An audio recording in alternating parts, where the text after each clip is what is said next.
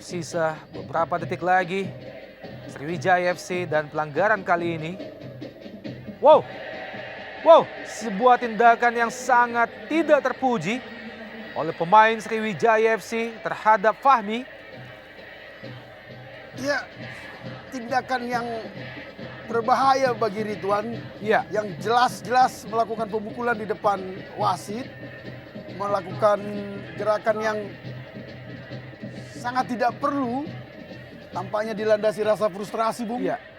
Kita nantikan keputusan dari wasit Najamuddin melihat tindakan yang sangat tidak terpuji dilakukan oleh pemain Sriwijaya FC.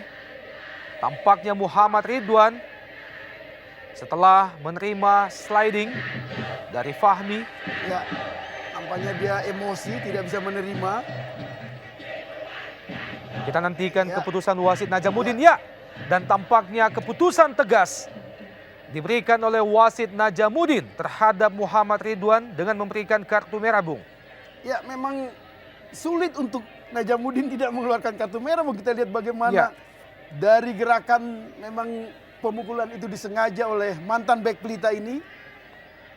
Ini sangat disayangkan.